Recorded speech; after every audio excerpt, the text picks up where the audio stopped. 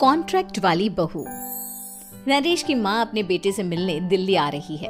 इस बात का पता चलते ही नरेश के दिल में हलचल मच जाती है। नरेश अपनी माँ के स्वागत की तैयारी में लग जाता है। साथ ही उसे डर भी सताने लगता है कि उसकी माँ कहीं अपनी पुरानी जिद पर फिर से बैठ ना जाए। हे भगवान, इस बार बचा लो, अगले साल पक्का माँ की जिद पूरी कर दूंगा। तभी दरवाजे की घंटी बजती है। नरेश दरवाजा खोलता है तो सामने अपने मकान मालिक को देखकर हैरान हो जाता है, क्योंकि उनके साथ एक सुंदर सी लड़की भी थी। नमस्ते अंकल, कुछ काम था, मुझे बुला लेते। आपने क्यों कष्ट किया? अरे नहीं नहीं, इसमें कष्ट कैसा, मैं तो बस तुम्हें रीना से मिलवाने आया था। आज से रीना तुम्हारे साथ इसी फ्लैट में रहेगी। अंकल, कोई लड़का फ्लैटमेट नहीं है? एक अनजान लड़की के साथ रहना मेरे लिए थोड़ा अजीब होगा। देखो नरेश, मैं तुम्हें पहले भी बता चुका हूँ कि इस फ्लैट में तुम्हें किसी ना किसी के साथ एडजस्ट करना ही होगा, या फिर तुम अकेले पूरे फ्लैट का किराया दे दो, मैं किसी को नहीं रखूंगा। नरेश अपने मकान मालिक की बात सुन के रीना के साथ रहने के लिए तैयार हो जाता है, पर अंदर ही अंदर उसे ये बात खाने लगती है कि वो अपनी माँ को क्या जवाब देगा जब उसकी माँ रीना के बारे में उसे पूछेगी। दिन बीतने लगते हैं। नरेश और रीना अच्छे दोस्त भी बन जाते हैं, पर अभी भी नरेश अपनी प्रॉब्लम का सलूशन नहीं ढूंढ पाता। एक दिन नरेश बहुत परेशान सा बैठा होता है।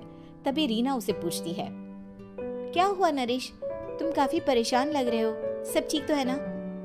हाँ सब ठीक है, बस एक छोटी सी प्रॉब्लम है। वो एक्चुअली 2 दिन बाद मेरी माँ मुझसे मिलने आ रही है। अरे तो इसमें प्रॉब्लम क्या है, ये तो खुशी की बात है। हाँ रीना, बट मेरी माँ एक जिद लेकर बैठ गई है कि मैं शादी कर लूं, पर मैं अभी इस चीज के लिए तैयार नहीं हूँ। ऊपर से जब वो तुम्हें देखेगी तो 100 सवाल करेगी, क्या जवाब दूंगा? अरे इसमें कोई टेंशन वाली बात नहीं है, मेरे पास ना इस प्रॉब्लम का सलूशन है, जिससे ना तुम्हें शादी करनी पड़ेगी और ना ही तुम्हारी माँ मेरे बारे में कुछ पूछेंगी। रीना की बात सुनकर नरेश सोच में डूब जाता है। वो सोचता है कि रीना खुले ख्यालों वाली लड़की है, कहीं माँ को सच बता ना दे। नरेश को सोच में डूबा देखकर रीना कहती है, अरे क्या हुआ, किस सोच में पड़ गए? डोंट वरी, जैसा तुम सोच रहे हो ना वैसे कुछ भी नहीं है, मेरे पास एक प्लान है। मैं कुछ समझ नहीं पा रहा हूँ, कैसा प्लान? मैं समझाती हूँ। हम ना एक कॉन्ट्रैक्ट मैरिज कर लेते हैं। फिलहाल मेरे पास जॉब नहीं है, तो तुम इस रूम का किराया दे देना जब तक तुम्हारी माँ यहाँ रहेंगी, सिर्फ तब तक। और तुम अपनी माँ से कह देना कि मैं तुम्हारी पत्नी हूँ, इससे वो मेरे यहाँ रहने पर कोई सवाल भी नहीं करेंगी। बात तुम्हारी ठीक है, पर माँ से झूठ बोलना, ना ना पापा, मैं ये रिस्क नहीं ले सकता। कोई और आइडिया दो ना तुम। देखो मंजूर हो तो बोलो, वरना सच बता दो, मुझे कोई प्रॉब्लम नहीं है। रीना की बात सुनकर नरेश सोच में डूब जाता है। बहुत सोचने के बाद जब उसे कोई रास्ता नहीं मिलता तो वो रीना के बताए हुए रास्ते पर चलने के लिए तैयार हो जाता है। वो रीना से बात करता है और अपनी माँ की पसंद और नापसंद के बारे में बताता है। रीना भी नरेश की सभी बातों को ध्यान से सुनती है, ताकि कहीं उससे कोई गलती ना हो जाए। आखिर वो दिन भी आ जाता है जब नरेश की माँ उससे मिलने दिल्ली आ जाती है। नरेश अपनी माँ को फ्लैट पर लेकर जाता है। जैसे ही नरेश की माँ फ्लैट के अंदर जाती है, रीना उसके पैर छू लेती है। ये देखकर नरेश की माँ थोड़ी घबरा जाती है और नरेश से पूछती है, अरे बेटा नरेश, ये कौन है? माँ, ये आपकी बहू रीना है। माफी चाहता हूँ, सब कुछ इतनी जल्दी में हुआ कि आपको बता ही नहीं पाया, इसलिए सोचा कि क्यों ना आपको सरप्राइज दिया जाए। अरे बेटा, मैं तो बस तेरा घर बसा हुआ देखना चाहती थी। हाँ, बहुत अरमान थे अपनी इकलौते बेटी की शादी को लेकर, लेकिन कोई बात नहीं, शायद किस्मत को यही मंजूर होगा। ये कहते ही नरेश की माँ रीना को गले लगा लेती है। रीना बेटिया, मेरा बेटा ना थोड़ा नादान है, पर तुम काफी समझदार लगती हो, और मैं जानती हूँ कि तुम इसका बहुत अच्छे से ध्यान रखोगी। माँ आप चिंता मत कीजिए, मैं सब संभाल लूंगी। नरेश की माँ अपने बहू और बेटे के साथ खुशी खुशी रहने लगती है। दिन बीतने लगते हैं। नरेश की माँ और रीना का रिश्ता बहुत मजबूत होता चला जाता है। वो दोनों सारा दिन एक साथ रहती और खूब बातें करती। इधर साथ रहते रहते नरेश और रीना भी एक दूसरे से प्यार करने लगते हैं। दोनों को इस बात का एहसास हो जाता है, फिर भी वो इस बात को छुपा कर ही रखते हैं। एक दिन नरेश की माँ और रीना शादी के बारे में बात करने लगते हैं।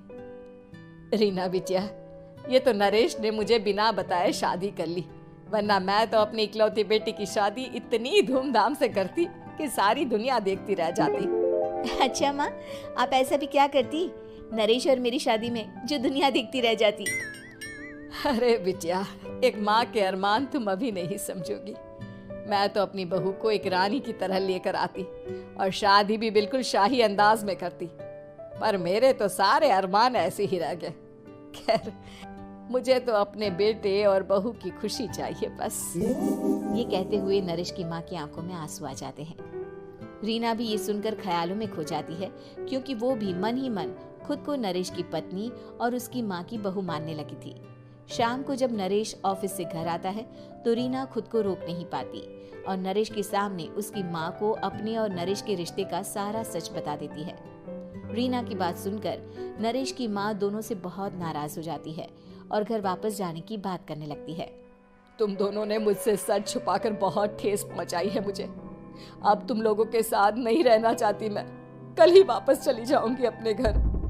माँ, मुझे माफ कर दो, ये सब मैंने रीना के कहने पर ही किया है, वरना मैं भी आपको कभी ठेस पहुंचाने के बारे में सोच भी नहीं सकता। हाँ माँ, हमने ये सिर्फ आपका दिल रखने के लिए किया, प्लीज हम दोनों को माफ कर दीजिए। तुम दोनों ने मेरे अरमानों के साथ खिलवाड़ किया है, और वैसे भी मुझे अपने बेटे के लिए एक अच्छी लड़की ढूंढनी है, इसलिए मेरा यहाँ से जाना ही बेहतर होगा। माँ की ये बात सुनकर रीना खुद को रोक नहीं पाती। माँ, क्या मैं आपके घर की बहू बनने लायक नहीं हूँ? रीना की बात सुनकर नरेश हैरान रह जाता है। नरेश की माँ भी कुछ समझ नहीं पाती। मैं कुछ समझी नहीं, आखिर तुम कहना क्या चाहती हो? माँ, मैं वो नरेश से बहुत प्यार करती हूँ और साथ ही साथ मैं आपको भी अपनी माँ मान बैठी हूँ। आज जब आपकी बातें सुनी तो खुद को रोक नहीं पाई, इसलिए सारा सच आपको बता दिया। रीना की बात सुनकर नरेश की माँ की आंखों में आंसू आ जाते हैं और वो अपने बेटे नरेश और रीना को गले लगा लेती है। मेरे घर की बहू तो सिर्फ रीना बिटिया ही बनेगी। मैं आज ही तुम दोनों की शादी की तारीख निकलवा दूंगी, बस एक बार तुम्हारे घर वाले मान जाए। उसी दिन रीना के माता पिता भी उनके फ्लैट पर आ जाते हैं। दोनों परिवार आपस में बैठकर बातें करते हैं और शादी के लिए राजी हो जाते हैं। रीना भी कॉन्ट्रैक्ट फाड़ देती है और कहती है, सही मायने में मैं अब बहू बनूंगी, अब तक तो सिर्फ कॉन्ट्रैक्ट वाली बहू थी।